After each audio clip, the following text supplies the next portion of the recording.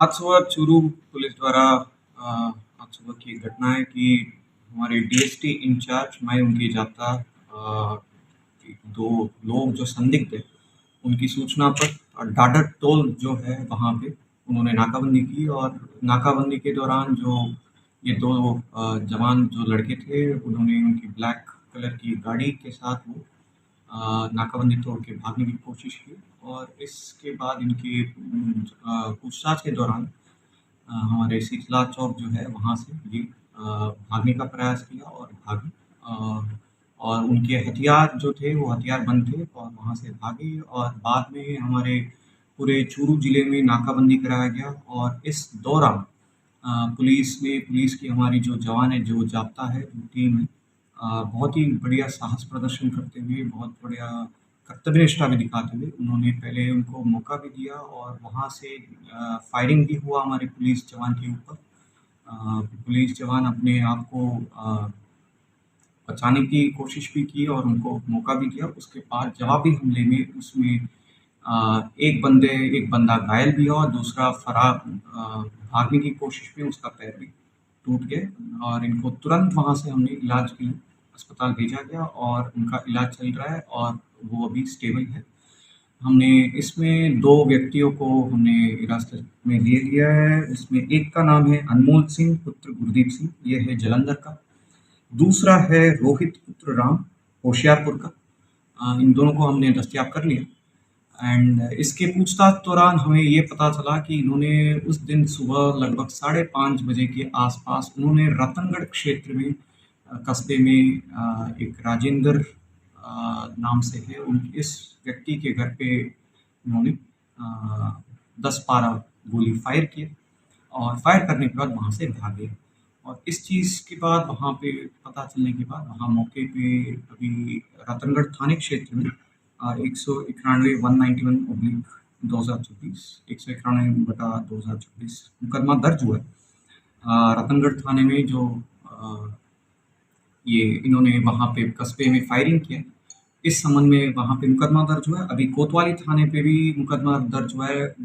जो हमारे जवान के ऊपर इन्होंने हमला किया, फायरिंग हुई। इस संबंध में वहाँ से भागने की और वहाँ से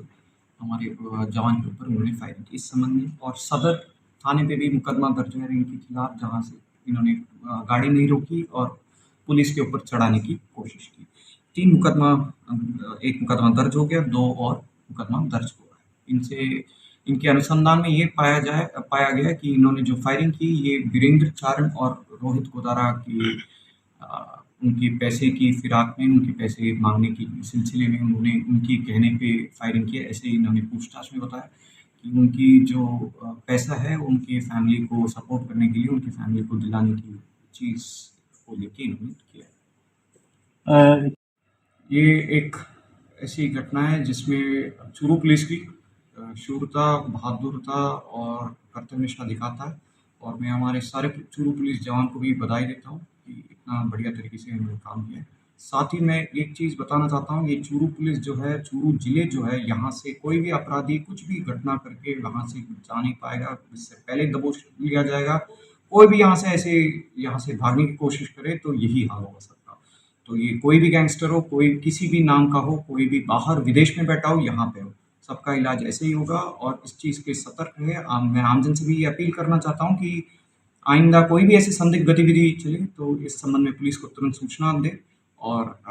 ये इस संबंध में हमारा ज़ीरो टॉलरेंस है और 100% एक्शन है एंड एक्शन में कोई लापरवाही नहीं रहेगी। और सेल्फ डिफेंस में हम लोग हमारे लिए पूरा ये चीज़ है कि पुलिस के जवान पे कोई भी ऐसे हमला नहीं करेगा, कुछ भी नहीं होने देंगे और उस संबंध में हमारा पूरा प्रत्युत्तर तो ऐसे ही है। इसके ऊपर इन्होंने पहले एक फायर किया और उसके बाद पुलिस ने बचाव भी करने की कोशिश की, लेकिन उसके बाद बोलने के बावजूद उन्होंने पुलिस के ऊपर फायरिंग की जिसका जो राउंड है वो पुलिस के बुलेट प्रूफ जैकेट पहनने की वजह से वो बच गए। तब तुरंत उन्होंने और एक बार कॉक करके और एक बार फायर करने से पहले पुलिस को वहाँ पे उनको जवाबी हमले में उनकी टांग पे गोली चलानी पड़ी। और ये चीज़ दर्शाता है कि पुलिस हमारी जो चूरू पुलिस की ट्रेनिंग है बहुत बढ़िया है। हमारा चूरू पुलिस जो है बहुत ही कर्तव्यनिष्ठा दिखाते हुए यहाँ पे बहुत बढ़िया तरीके से इन्होंने जो मौके पे हैंडल किया सिचुएशन। इसके अंदर पुलिसकर्मी भी घायल हुए। पुलिस के 2 जवान भी इसमें घायल हुए, जो मुठभेड़ में भागते हुए उन दोनों जवानों को भी मारते हुए वो निकल गए और वहाँ पे भी मौके पे भी जो भागने की प्रयास में थे, उस संबंध में भी 2 हमारे जवान भी घायल हुए। उन 2 जवान का भी इलाज चल रहा है वर्तमान सर, जो रतनगढ़ के अंदर फायरिंग हुई, वहाँ बताया जा रहा है बाइक पे आए थे बदमाश, और यहाँ में अनुसंधान जारी है कि वो कहाँ से आए थे, कैसे आए थे, वो सारी चीज़ अनुसंधान का मामला आ रहा है। लेकिन वहाँ पे भी हमारे जो मुकदमा दर्ज हुआ है, तो वहाँ परिवादी भी उनके सामने ही फायरिंग हुआ है, उनके ऊपर वहाँ पे घर के बाहर फायरिंग हुआ, लेकिन उसमें तुरंत हमने काबू पा